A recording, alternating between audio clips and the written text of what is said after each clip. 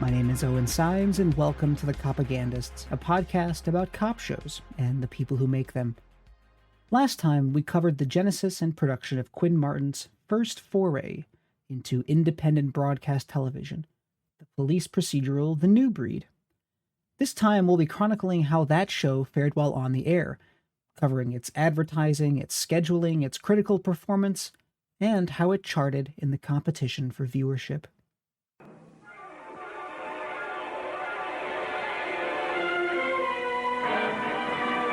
The New Breed, a QM production.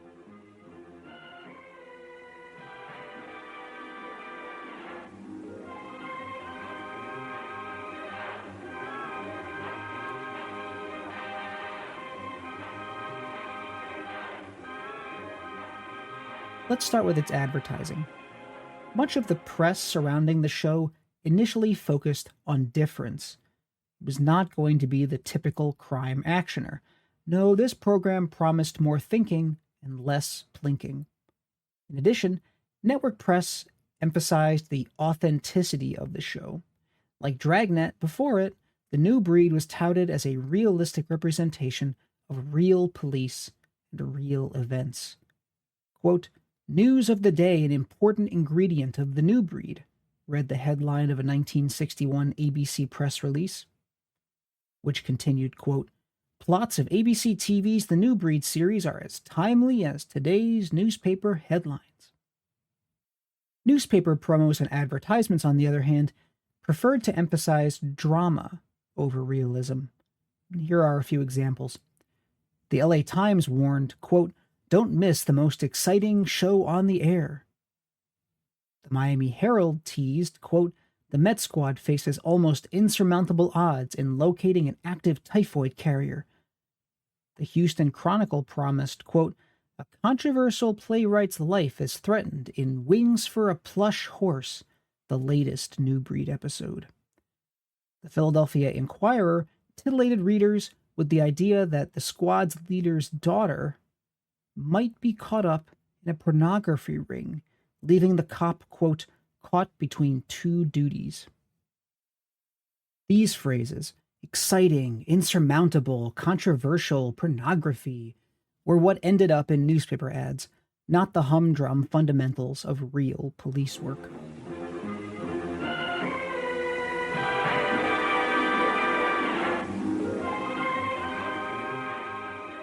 As for critical reception, buzz for the show before it began airing was largely positive. TV critic Bob Foster, who had once referred to Quinn Martin as the genius behind The Untouchables, enthused now about the producer's upcoming pilots. Quote, "For a long time, I've felt that Quinn Martin was one of the coming producers in Hollywood. His Untouchables, which I talked with him about even before the first cameras rolled, proved him right. Perhaps he'll be a tall man around the industry when the public gets to see the new things he's working on." AP TV radio writer Cynthia Lowry wondered hopefully if shows like The New Breed and The Impatient Ones were a sign that the popular lust for westerns, so long dominant on the small screen, was finally abating. She noted in early 1961 that of the 21 new shows ordered by the big three networks for the upcoming season, none were westerns. Action-adventure in general, however, remained dominant, with 12 of the upcoming shows being either cop shows or actioners. The San Francisco Examiner's Dwight Newton was generally positive on the show when he visited the production in early August. While relating that one of his colleagues had had to walk out of a screening of the pilot, a story about a kidnapping, due to nausea, Newton indicated to his readers that all the footage he'd been shown was tense, even thrilling, but decidedly, quote, non-sadistic. In fact, it had more humor than he'd expected. Not everyone looked forward to the show, of course. Scott Thurston, critic for the Scranton Times-Tribune, counted himself among the less enthused. While admitting that the show packed a lot of young and emerging talent in its cast, he wondered if the finished product would really be all that interesting. Quote, "With all this talent to draw from, The New Breed might prove to be a new breed of television series." and then again, it might simply be cops and robbers with a college education. Cecil Smith for the LA Times had similar concerns. While writing a profile on the new show, he noted that police procedurals had become a mainstay of television, if not of quality television. Quote, "Since Jack Webb first found gold in the badge of a Los Angeles cop, the TV moguls have been digging in police departments throughout the world looking for a similar bonanza. They've tried San Francisco, Chicago, New Orleans, Paris, and New York, with only one appreciable strike in recent years, the superb Naked City." Now, perhaps this new show would be good, perhaps not, but Smith didn't leave readers overly optimistic, even if he was impressed with Quinn Martin himself as a young and energetic producer.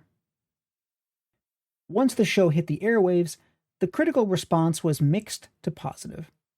A number of professional viewers praised the acting and production values, the plot lines, and the emotional maturity of the program. Less enthusiastic critics, on the other hand, found the show too derivative and formulaic. Starting with the most positive reviews, the Orlando Sentinel's Fran Conklin heaped considerable praise upon the show when it premiered, calling it part of ABC's dramatic entrance onto the stage of, quote, hard-hitting, hour-long shows. She characterized the new breed in particular as, quote, absolutely superior, the untouchables with brains, packed with, quote, strictly professional acting, and so full of suspense as to be practically, quote, exhausting. Conklin continued to be impressed with subsequent episodes, remaining a consistent supporter of the show throughout its run. Reviewing its 20th episode, she praised the unconventional direction the script took. This episode began as a rather typical story of a mad bomber sending packages to his victims, with the police pressed to solve the mystery before the next explosion. From this basic premise, however, Conklin thought that the episode, quote, developed into a rather captivating drama with some first-rate sleuthing. She found the climax, where the day is saved by a trusty pet terrier named Bones, especially delightful. Reviewing the 29th episode, Thousands and Thousands of Miles, about a teenage couple who attempt to elope. This is actually the one that we talked about last episode, where Martin himself had ordered the ending changed to be more tragic. Conklin wrote that it was, quote, a powerful but exasperating story, where the teenage girl, hoping to marry her young suitor, dies tragically in the final moments of the episode, the eve of her wedding. Critic Howard Steins for the Houston Chronicle liked this episode as well, writing, quote, time has come to pat that cops and robbers show the new breed on the back. The episode pulled heartstrings. He briskly summarized the production as having, quote, a too realistic plot that was, quote, well acted and produced. The Hollywood Reporter liked the show so much that it thought the program might be in contention for an Emmy or two. The magazine wrote in 1962, quote, the new breed is a video brimstone which could garner Emmy nominations. As for more middling reviews, TV critic Eve Starr was lukewarm at best after viewing the pilot. Based on her viewing experience, she described the upcoming show as an expanded Dragnet, with more time, bigger budgets, and a different star. Quote, aside from its length, its access to more money, and the face of its star, it is Dragnet pure and simple. While noting that these new cops were college-educated and availed themselves of, quote, all the modern police techniques, including brains and impeccable manners, Starr described the pilot episode as derivative. Quote, Martin picked that oldest of all TV police dramas, The Kidnapping, to inaugurate his new show. Did the airwaves really need yet another Dragnet clone? This critic wasn't convinced. Quote, 10 years ago, of course, the new breed would have been a miracle of TV film and a smash hit. Today, it seems like slickly routine fare. More cops, more squad cars, more traced phone calls, more white-faced mothers. It is not new and it is not different, but it does make for a nice city travelogue. Dwight Newton of the San Francisco Chronicle received the premiere with lukewarm appreciation as well. Granted, the proceedings were not as violent as many other crime shows, Yet, as he put it, quote, "Without violence, the 1 hour show seemed to drag on for 2 hours." Still, he appreciated the absence of the typical cliches, as well as the depiction of cops using brains instead of shotguns. He concluded with a shrug, quote, "I've seen worse cop shows." UPI critic Fred Danzig came away from the pilot unimpressed. While noting the quality of the cast and the buildup of tension, he thought the ending deflated the whole experience. Quote, "Hank Searle's plausible script had admirable restraint, until the final burst of old breed fisticuffs and fireworks marred the story. This ending was, quote, glaringly out of joint with all that preceded it." Going forward, Danzig wondered if, quote, "the producers may be too eager to utilize gimmicks from the old breed of TV crime shows." While not generally impressed with the show, Harry Harris for the Philadelphia Inquirer appreciated one later episode that managed to raise itself above the average for the genre. Quote, "It took a little doing, but the new breed managed to work into its Bang Bang formula Tuesday an affecting little story about a mentally retarded child." Harris admitted the plot took a few convenient turns to get there, but nevertheless appreciated the final result as more than mindless action. And there were, of course, some negative reviews. Notably, the New York Daily News' Kay Gardella disliked the pilot. While admitting the production had a thoroughness to its detail, no surprise given a lineage reaching back to Dragnet, she nevertheless felt the finished product to be a slog, writing it was, quote, "tedious semi-documentary programming that struck a boring note with this viewer." In focusing too much on the facts of this fictional case, Gardella felt the program devoided all dramatic interest, wasting not only a number of rather good performances, but by implication, the viewer's time as well.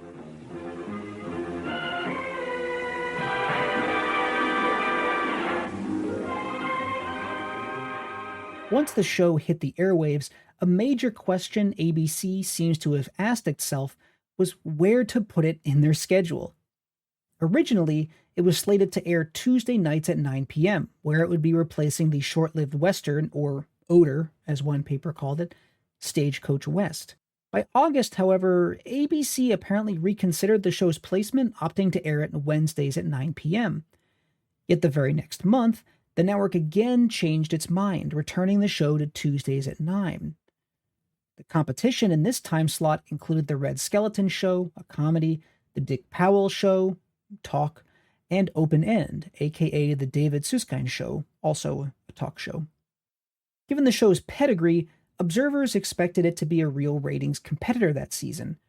As Howard Stentz, the TV editor for the Houston Chronicle, put it, quote, "To make things worse for ratings leader CBS, ABC set 8 p.m. Tuesdays for a cops and robbers series, The New Breed. Now, CBS wouldn't win to just any competing crime buster, but Quinn Martin produces this one. Quinn put his genius to work 2 years ago on a thing called The Untouchables." Precise ratings numbers have not come down to us, but it seems clear that ABC was frustrated with the show's performance relative to its competition, especially The Dick Powell Show. Ergo, in mid-November, after about 2 months in that time slot, ABC decided to move The New Breed to 8:30 on Tuesdays. Per one report, this was to give the show, quote, "a ratings edge opposite The Dick Powell Show."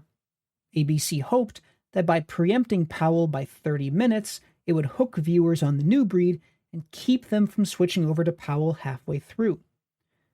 Additional competition in this new time slot also came from the half-hour thriller Peter Gunn, then on its third and final season, and Dobby Gillis, a half-hour sitcom in the middle of its broadcast run. It seems that this move actually helped. Again, no numbers have come down to us, but reporting in December 1961 gives an oblique indication of ratings improvement. At the time, comedian Steve Allen was perturbed that ABC refused to move his struggling show to a better time slot. His rationale was that such a move had, quote, "risen appreciably," the numbers of The New Breed in particular.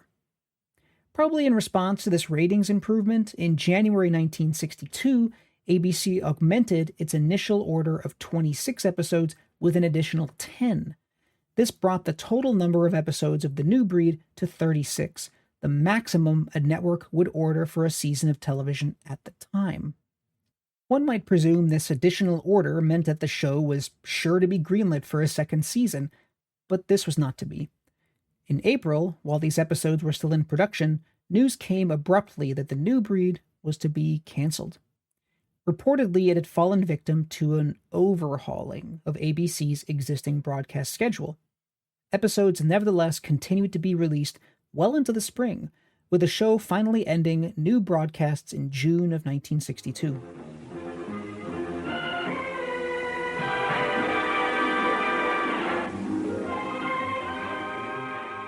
This cancellation stunned QM Productions from Quinn on down. Muffet Martin, Quinn Martin's widow, later told an interviewer that this cancellation did indeed come as a shock to her husband. So, what happened? Pure ratings performance cannot explain the cancellation. The numbers, after all, had improved. The network had ordered more shows.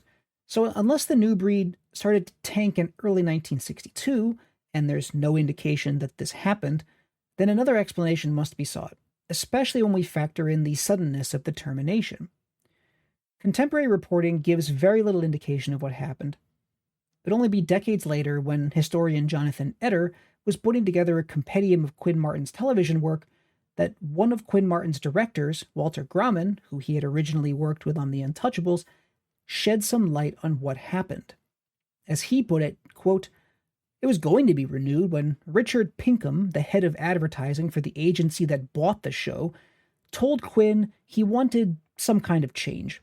Quinn felt Pinkham was trying to dictate the production of the show, and so he told Tom Moore, president of ABC, to tell Pinkham to go fuck himself. ABC president Moore says, I can't tell him that. And Quinn said, tell him exactly that. So Moore did. He went to Pinkham. He says, Quinn Martin says for you to go fuck yourself. It's his show. He's going to do it the way he wants." End quote. At that point, the advertising was withdrawn from the show, and without advertising agency dollars to back it up, ABC felt compelled to jettison the program. That was that. Quinn Martin's first solo project to get off the ground had, after one season and 36 episodes, its wings clipped. But despite its short production run, there's still plenty to discuss. Were its stories actually any different than the standard police fables of the day? What lessons did Quinn Martin take from the show's sudden cancellation? What was the show trying to say about society and the police in particular? All this and more next time. Thanks for listening to this week's episode.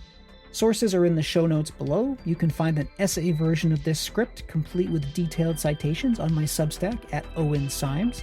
You can also find me on Blue Sky, Owen-Symes, on YouTube at Integral History, and you can check out my book, He Was Our Man in Washington, A History of the Obama Years. Music by Carl Casey at White Bat Audio. See you next time.